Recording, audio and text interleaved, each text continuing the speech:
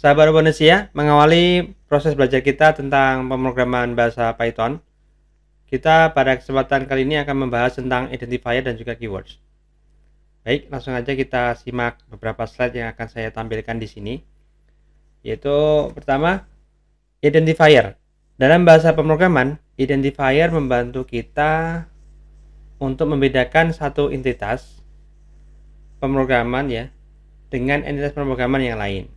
Kemudian, oke, saya ganti dulu ini pointernya, jadi laser pointer dulu.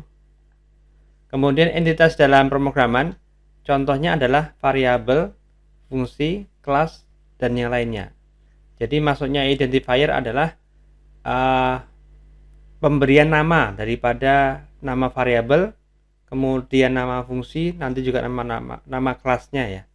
Nah, nanti ada aturan-aturannya.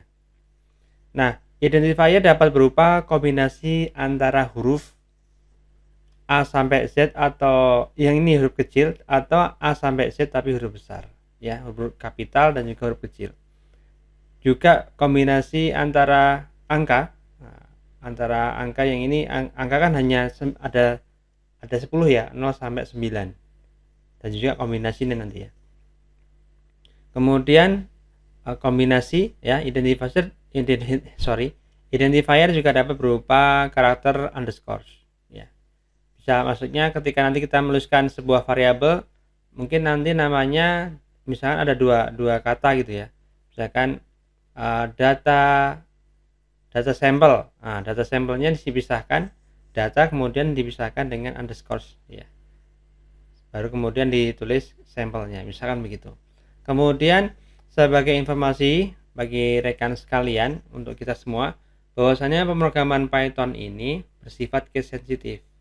Jadi antara huruf besar dan huruf kecil itu berbeda. Contohnya di sini ada satu kata Robonesia ya. Di sini juga Robonesia. Namun di sini pada Robonesia yang pertama, kata Robonesia yang kiri ini R-nya R besar. Sedangkan di yang kata Robonesia yang di kanan itu R-nya R kecil. Nah, ini adalah satu nama atau identifier yang berbeda ya. Karena Python bersifat case sensitif dalam penulisan programnya tentunya begitu ya. Begitu. Kemudian ini yang tadi saya sudah singgung. Aturan umum pembuatan identifier dalam pemrograman Python. Ini ya. Pertama, identifier itu diawali dengan huruf dan tidak boleh diawali dengan angka. Ini aturan pertama. Kemudian identifier tidak boleh menggunakan karakter khusus seperti ini ya, tanda seru, kemudian @ ya, kayak kita tulis email gitu. Kemudian tanda tagar, nih crash ya, atau sharp. Kemudian tanda dolar ya, karakter dolar ini, karakter persen, dan juga yang lain-lainnya yang sejenisnya begitu. Kemudian yang ketiga aturannya adalah identifier itu tidak boleh menggunakan kata kunci atau keywords yang sudah ditetapkan atau reserve ya, sudah dipakai sama Python ya, sudah dipakai dalam pemrograman Python. Nah, keyword apa aja yang nggak boleh dipakai untuk pembuatan identifier? Nah, kita simak slide selanjutnya ya. Nah, ini adalah tabel kata kunci atau keyword dalam pemrograman Python yang sudah dipakai, yang tidak boleh digunakan untuk penamaan sebuah variabel, fungsi, ataupun kelas, dan juga yang lainnya, yaitu identifier tadi itu. Ya, di sini ada kata kunci n ya. Ini kan logika n ya. Kemudian del, for ya, kata kunci is, kata rise, as, assert, kemudian elif, from, lambda, return, non-local, kemudian break, else, global ya, not, try, yield, class ya, class, except, if, or, while, with, continue, exec, import, pass, def, finally, in, print, input, true, false, dan juga none. Nah, di sini adalah kumpulan atau tabel kata kunci yang ini kita harus, mungkin ya nggak perlu diingat juga sih, mungkin diketahui dulu saja. Nanti bisa dilihat-lihat lagi kalau misalkan lupa. Kata kunci yang ini tidak boleh dipakai untuk pembuatan identifier. Misalnya lupa menggunakan kata kunci ini, pasti nanti interpreter Python-nya ketika akan di running ya akan memunculkan ini ya, pesan error begitu. Nah, kemudian ini ada catatan. Kata kunci atau keyword pada pemrograman Python bersifat case sensitif ya, tadi sudah kita sampaikan, dan ditulis dengan huruf kecil semua. Ini huruf kecil semua kan? Kecuali kata kunci ini ya, true, false, dan juga none. Ini huruf depannya true-nya T besar, false-nya ya F-nya besar, none-nya juga N besar awalnya. Begitu.